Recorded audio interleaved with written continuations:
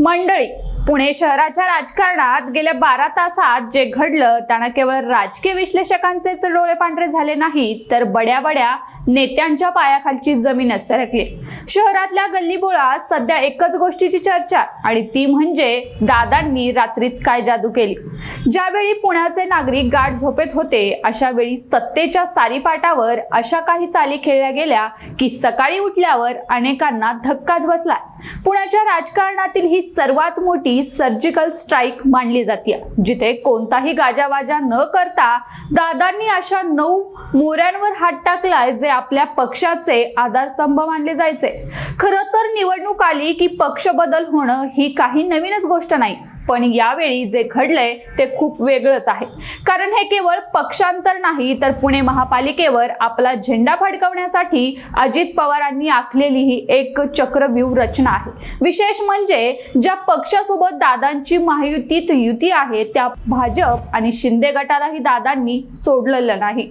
एका बाजूला मैत्रीचा हात आणि दुसऱ्या बाजूला आपल्याच मित्र पक्षाचे शिलेदार फोडण्याची ही रणनीती पुण्याच्या राजकारणाला एक वेगळ्या वळणावर घेऊन गेली।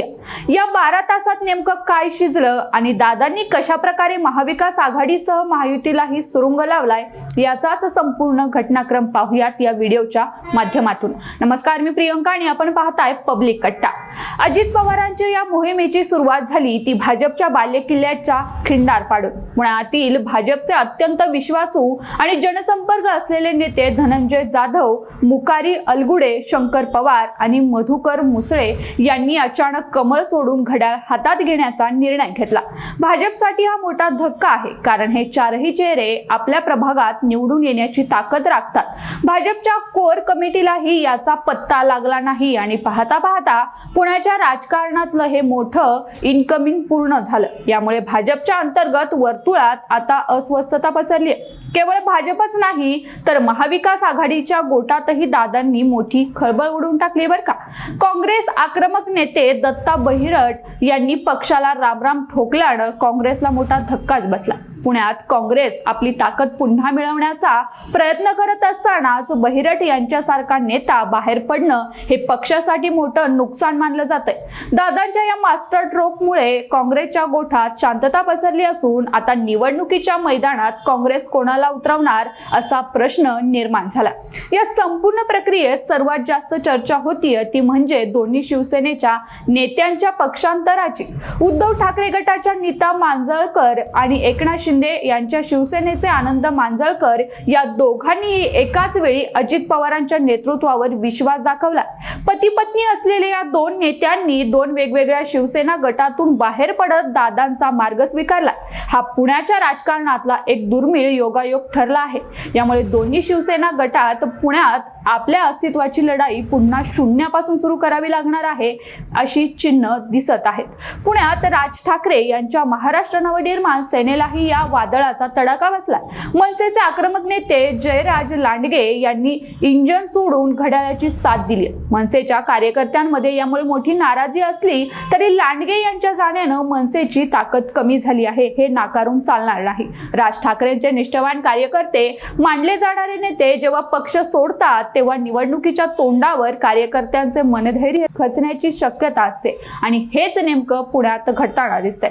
या संपूर्ण घडामोडीत सर्वाधिक भावनिक आणि राजकीय दृष्ट्या महत्त्वाचा भाग म्हणजे शरद पवार गटाला बसलेला धक्का। स्वप्नील दुधाणे यांनी शरद पवारांची साथ सोडून अजित पवारांच्या गटात प्रवेश केला। काका की पुतण्या अशा वादात अडकलेल्या राष्ट्रवादीच्या राजकारणात पुण्यात आता दादांची सरशी होताना दिसते। शरद पवारांसाठी हा वैयक्तिक आणि राजकीय धक्का मानला जात आहे, कारण पुणे हा पवारांचा गड मानला जातो। या गडाला सुरुंग लावण्याचं काम आता स्वतः अजित पवारांनी अत्यंत प्रभावीपणे पूर्ण केलंय। मंडळी, अजित पवारांनी या 9 शिलेदारांना आपल्या गटात सामील करून घेताना अत्यंत गोपनीयरित्या ही प्रक्रिया पार पाडली। कोणालाही सुगावा लागू न देता एका रात्रीत ही सर्व समीकरणं जुळवून आणली गेली आहेत। पुण्याच्या राजकारणात दादांचा किंग मेकर का म्हटलं जातं याचं उत्तर त्यांनी या 12 तासात दिलंय बरं का. पुण्याच्या प्रत्येक प्रभागात आपली ताकद वाढवण्यासाठी त्यांनी केवळ आपल्याच पक्षाचे नाही तर इतर पक्षांचेही प्रबळ उमेदवार फोडलेत. या 9 नेत्यांच्या प्रवेशामुळे पुण्याच्या प्रभागांची गणितं पूर्णपणे बदलली आहेत. जे प्रभाग भाजप आणि काँग्रेसचे बालेकिल्ले मानले जायचे तिथे आता राष्ट्रवादी काँग्रेसची अजित पवार गटाची ताकद वाढली. हे 9 नेते निवडून येण्याची क्षमता असलेले आहेत. याचा अर्थ असा की दादांनी केवळ गर्दी गोळा केली नाही तर त्यांनी निवडून येणारे विनिंग कॅन्डिडेट्स आपल्या ताफ्यात सामील करून घेतले आहेत. निवडणुकीच्या तोंडावर झालेली ही हालचाल पुण्याच्या सत्तेचा रिमोट कंट्रोल कोणाच्या हातात राहणार हे स्पष्ट करत आहे. पुण्यातल्या सामान्य जनतेसाठी ही बातमी जितकी चकित करणारी आहे तितकीच ती राजकारणातल्या बदलांचे संकेत देणारी आहे.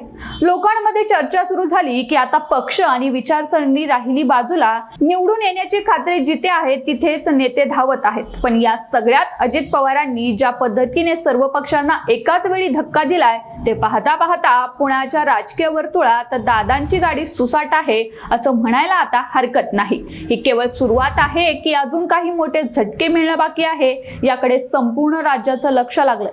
मंडळी, अजित पवारांच्या या रणनीतीचा दुसरा पैलू म्हणजे त्यांनी पुण्याच्या विकासाचा अजेंडा समोर ठेवला. प्रवेश करणाऱ्या नेत्यांचे म्हणणे आहे की पुण्याच्या प्रलंबित प्रश्नांसाठी आणि विकासाच्या गतीसाठी त्यांनी दादांच्या नेतृत्वाखाली काम करण्याचा निर्णय घेतला. पण राजकीय विश्लेषकांच्या मते ही केवळ सत्तेची समीकरणं आहेत. भाजप आणि शिंदे गटात राहून उमेदवारी मिळवण्याची खात्री नसलेल्या किंवा भविष्यात अडचण वाटणाऱ्या नेत्यांसाठी दादांचा गट एक सुरक्षित पर्याय ठरला आहे. या पक्षांतरामुळे आता पुण्यात महायुतीमध्ये बिघाडी होण्याची शक्यता वर्तवली जाते बरं का. भाजपच्या नेत्यांना फोडण्यामुळे युतीमधील मित्रपक्ष आता काय भूमिका घेणार हे पाहणं तितकंच महत्त्वाचं ठरणार आहे. जर मित्रपक्षाचेच नेते अशा प्रकारे फोडले गेले तर युतीचा धर्म पाळला जाणार का असा प्रश्न विचारला जातोय. पण राजकारणात साम दाम दंड भेद वापरण्यात दादा माहिर आहेत आणि त्यांनी ते पुन्हा एकदा पुण्याच्या मैदानात सिद्ध करून दाखवले बरं का. पुण्यातील या घडामोडींमुळे आता इतर जिल्ह्यांमधील नेत्यांमध्येही मोठ्या हालचाली सुरू झाल्या. पुण्याचा हा पॅटर्न आता इतर शहरांमध्येही राबवला जाणार का अशी भीती इतर पक्षांच्या नेत्यांना सतावत आहे. 12 तासात 9 बडे नेते फोडून दादांनी हे दाखवून दिलंय की निवडणुकीच्या तोंडावर ते कोणत्याही थराला जाऊन आपली ताकद वाढवू शकतात. मंडळी, तुम्हाला याबद्दल काय वाटतं आम्हाला कमेंट बॉक्समध्ये नक्की सांगा आणि आपल्या पब्लिक कट्टा YouTube चॅनलला सबस्क्राईब करायला विसरू नका.